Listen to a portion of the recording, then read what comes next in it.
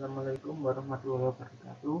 Nama saya Muhammad Amposari Wijanoko, NIM 12, Angkatan 17 dari Sistem Informasi. Saya akan menjelaskan tentang kriptografi. Apa sih kriptografi itu? Kriptografi terdiri dari dua kata, yaitu kripto dan grafi. Kripto memiliki makna rahasia, sedangkan grafia berarti tulisan. Kriptografi digunakan untuk merahasiakan makna dari sebuah tulisan. Sejarah kriptografi. Kriptografi terkuat digunakan oleh bangsa Mesir sekitar 4000 tahun yang lalu. Kriptografi yang digunakan bangsa Mesir adalah hierografi yang tidak standar untuk menulis pesan. Contohnya adalah seperti ini. Selanjutnya adalah digunakan oleh bangsa Sparta berbentuk sketo. Sketo adalah sebuah tulisan memanjang kemudian diikatkan pada sebatang kayu atau silinder. Untuk dari kriptografi simetris adalah Kaisar Siper, di mana Kaisar Siper merupakan sandi yang digunakan pada zaman Romawi. Penggunanya saat itu adalah Julius Caesar. Teknik penggunaannya adalah dengan mensubstitusi atau menggeser huruf pesan asli sebanyak 3 huruf. Contohnya adalah seperti ini, di mana A sama dengan B, B sama dengan E, dan seterusnya. Penerapan dari Kaisar Siper adalah seperti ini.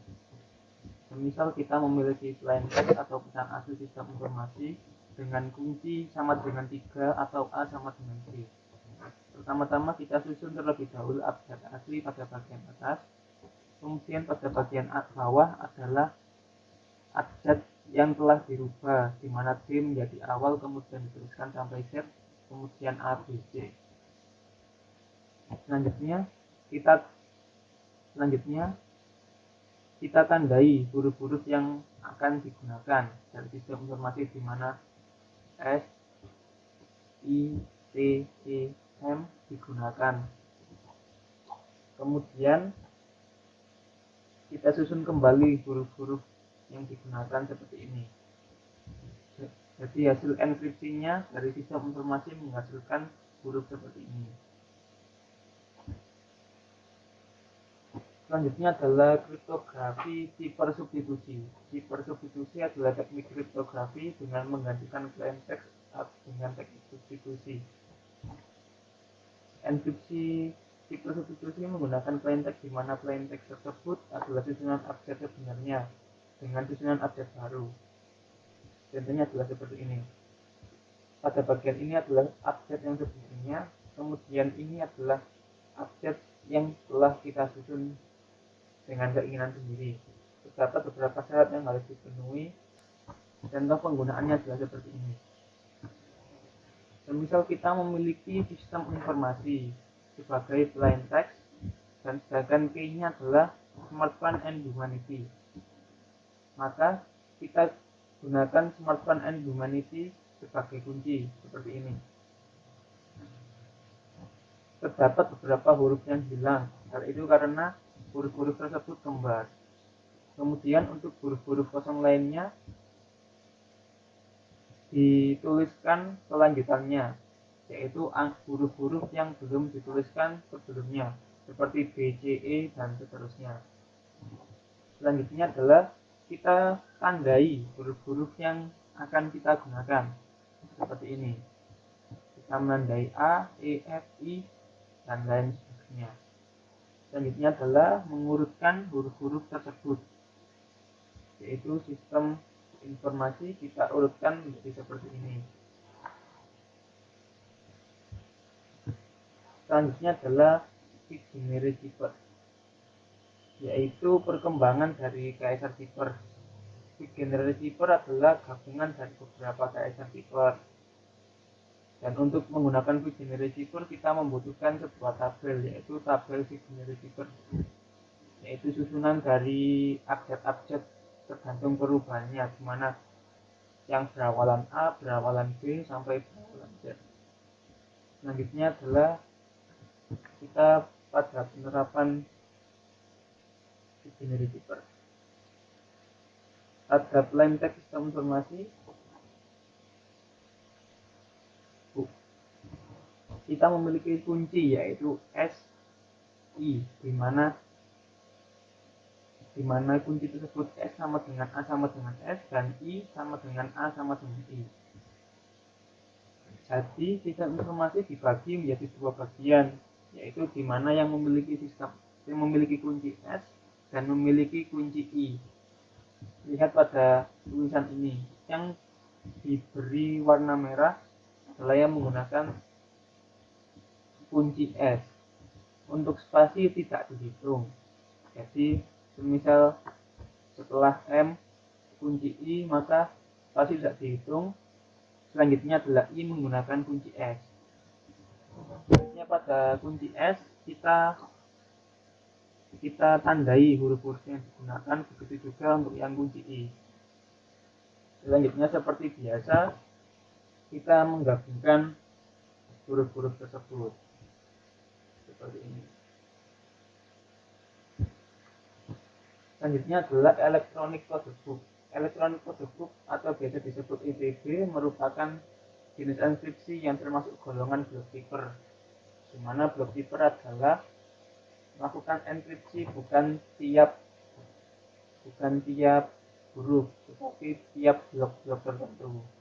Caranya adalah seperti ini, di mana plain text dipisahkan menjadi beberapa blok, kemudian blok dilakukan XOR dengan kunci dan menghasilkan ciphertext.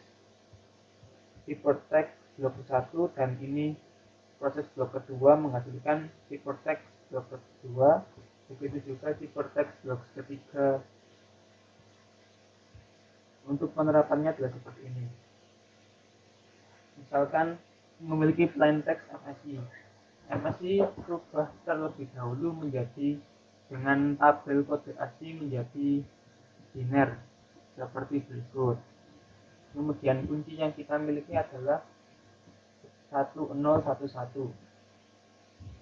Dengan ini maka kita memisahkan plain text menjadi 4 bagian. Kemudian melakukan proses XOR. Kita pisahkan terlebih dahulu 4 bagian 1 2, maksudnya 4 bit. Jadi seperti ini, dilakukan XOR maka hasilnya seperti ini. Kemudian dilakukan pergeseran ke kiri, di mana pergeseran tersebut dilakukan pada tiap blok. Jadi misal pada bagian ini 0110 maka menjadi 1100, tidak mempengaruhi blok sebelumnya. Selanjutnya adalah CBC, Cipher Block Chaining. Jika pada ECB tadi operasi sebelumnya tidak berpengaruh pada operasi berikutnya, pada bagian ini operasi sebelumnya berpengaruh pada operasi berikutnya, sehingga menghasilkan hasil ciphertext yang berbeda walaupun kuncinya sama. Pada CBC menggunakan sebuah initialization factor, di mana ini adalah sebuah nilai kunci atau nilai awal. Prosesnya adalah plain text tetap dibagi-bagi menjadi beberapa bagian, kemudian dilakukan XOR dengan initialization factor, kemudian dilakukan XOR lagi dengan block keeper, kemudian digeser satu bit ke kiri. Kemudian hasil ciphertext digunakan sebagai initialization factor atau dilakukan XOR dengan blok kedua. Begitu juga selanjutnya, hasil ciphertext blok kedua juga digunakan sebagai proses XOR dengan blok ketiga. Ini dilakukan terus-menerus sampai selesai. Prosesnya adalah seperti ini.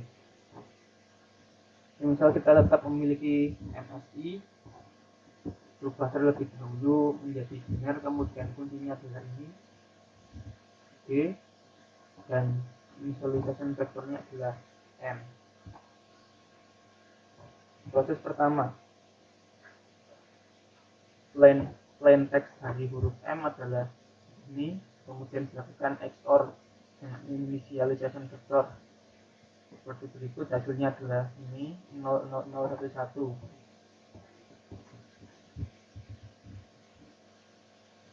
Selanjutnya adalah dilakukan XOR dengan kunci D 0103 kali 100. Bukan XOR, hasilnya adalah ini. Kemudian dilakukan pergeseran satu bit kiri, hasilnya adalah ini. Kemudian hasil ini akan dilakukan operasi dengan plain text blok kedua seperti ini. Ini adalah plain text S. Lakukan operasi XOR dengan hasil dari blok 1 seperti ini. Kemudian di XOR kan lagi dengan K, G, dan dilakukan pergeseran satu bit kiri. Hal yang sama dilakukan pada blok ketiga. Sebenarnya masih banyak metode-metode lain dari kriptografi simetris, akan tetapi waktunya tidak mencukupi. Jadi saya berikan link untuk buku panduan kerja praktek saya. Terima kasih. Assalamualaikum warahmatullahi wabarakatuh.